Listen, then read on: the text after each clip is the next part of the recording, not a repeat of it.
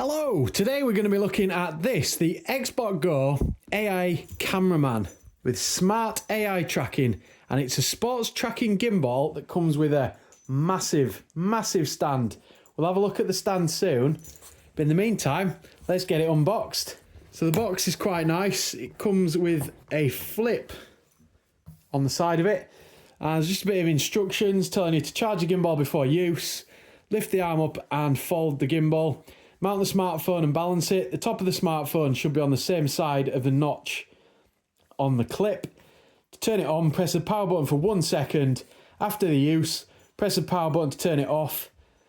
Align the middle axis, fold down the arm of the gimbal and click it to lock. So what I've got in the box then, we've got a user manual. Apologies, there is a dog in the background. It's not mine, but you'll see why in just a moment. So a few simple instructions how to use it, like positioning it at the center line, for example. And lots of stuff, lots of info about how it works, where to position it, everything, all the specs there. So we've got the battery size, that kind of thing, and the run time. So it's 3 to 4 hours. Charging time is 80 minutes. So that's pretty cool. And you got a remote controller with it. So what we'll do, I'm not going to read all this out to you, just going to show you what's in the box. So we've got a nice pouch here. So there's no branding on it, it's fairly generic, and it's just got a pull at the top of the bag. I've got the remote, which I've actually attached this to, but you can actually attach this to the gimbal as well. And on here you've got power, you've got a reset there, and you've got lots of different bits of information there. I will go through those in just a moment. It takes a button battery, so this doesn't recharge. And we've got a little stand here that folds out fairly flat, but you can put it somewhere in the middle, like that for example, and it's just got a standard camera connection there. USB-C charging cable, of course. And then we've got the gimbal itself. So it is folded up quite nicely, and you can't really move it. So if we unfold it, all we do is just pull that out and then turn it around like that. And it just runs loose at the moment until I switch it on, which I'll do in just a moment. Just going to talk you through each part of the gimbal. So this part, clearly this is where your phone is supposed to go. So it is adjustable, so it expands fairly large. And then we've got this part here, which is the folding area here. And then just on the front here, so we've got a few controls. So we've got a joystick, which you can use to move the gimbal around with your thumb or fingers, depending on how you hold it. And then we have the power button, which is that one here. And we've got battery level indicators at the bottom here. And we've then got, on the underneath, we've got the screw so that you can attach it to the stand, and the massive stand that I'm going to show you in just a moment. On the side here, we've got a USB-C charging port, and then we've got a mode button on the front here. This part in my hand is obviously the handle, and we've got a shutter button as well. That's just on the back there, so if you wanted to take a photo, you can just click that there like so. And I think that's about it. So we'll take a look at the remote.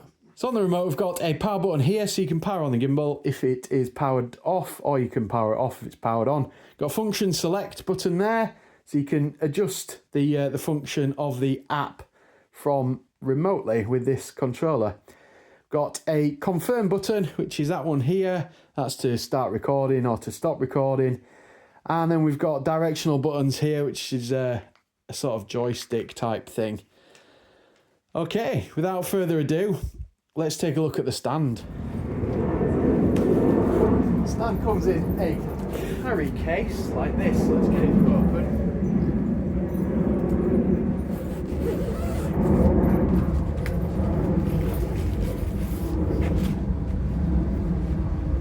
What you get here is a weight bag, so you can put water balls in it or sandbags to weigh it down, and you'll see why in just a moment. All the way down here.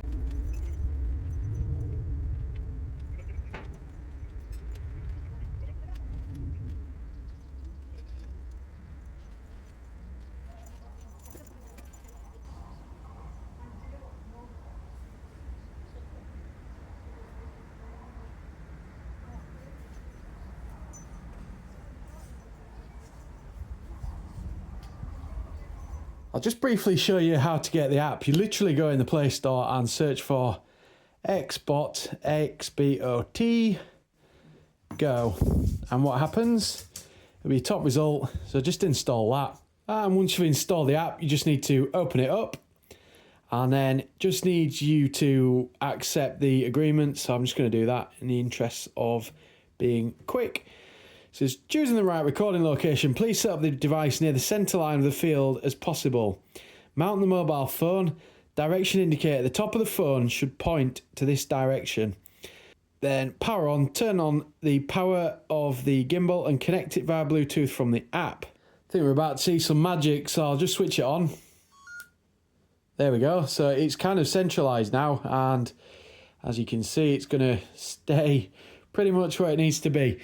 But first, we will pair the device. If we add device, and we need to allow location, then you just need to go into your Bluetooth settings, and in there it should just appear as the XbotGo. So we'll just connect to that. So that's pairing, and then we'll pair there. And then we just click to connect. And then when we've done that, we have all the options. So we basically go into here to record. And then there's different recording modes. So there's follow me, soccer, basketball, football, ice hockey, tennis, and handball. So we choose a particular one. So follow me, we could use that just to record selfie video, for example, which I will show you in just a moment. In the meantime, have you ever seen a bloke in his 40s who's very much overweight play football with a French bulldog? Well, you're about to. So I've just got it on the stand here with the dog as well, who's going to help. So you can see it's in portrait at the moment. If you just tap the power button, magic, it goes on its side. So we want widescreen for YouTube. And basically what I'm going to do, I'm going to set it in soccer mode. I press next. And you can choose the size of the field. So I'm going to go small, 5 versus 5. And then age group over 14.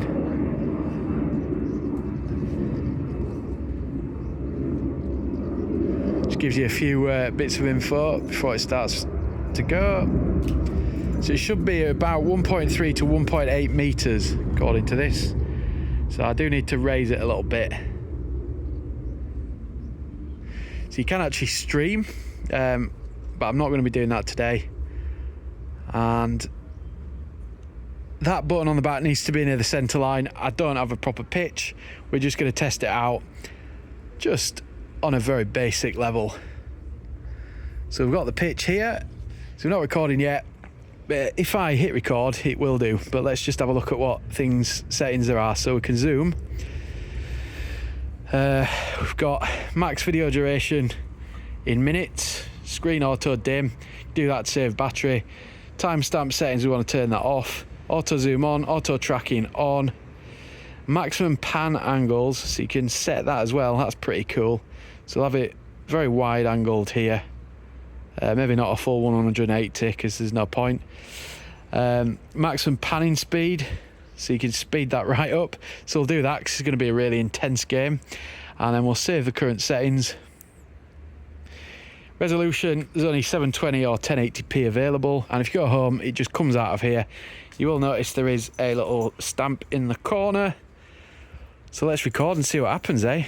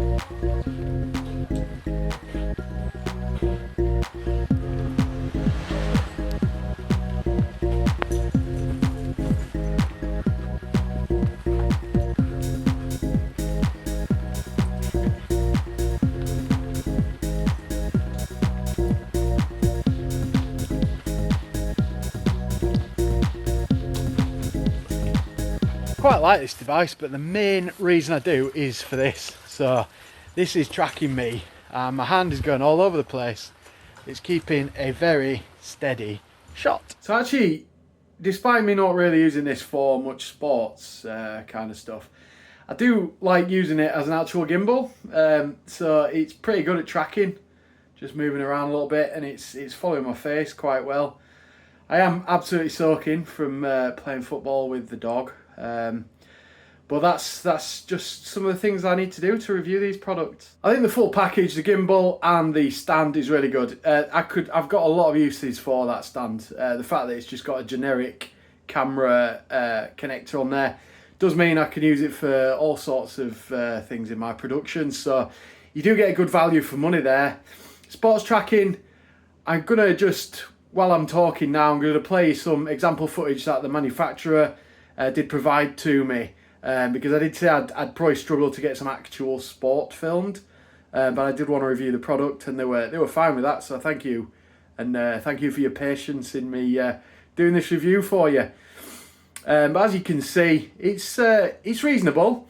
The good thing is, the really good news is the XbotGo is software controlled, so there may well be future software updates that refine the way it tracks. So it's not necessarily a product that's finished its life cycle. There is quite a bit of opportunity in the future for the AI to be improved, for the tracking to be improved, and therefore a much better experience. So do watch this space. If you're looking for a gimbal and a huge 30-foot stand, then I would definitely recommend you purchase this. Let me know what you think in the comments. Thank you ever so much for watching, and I'll see you in the next video.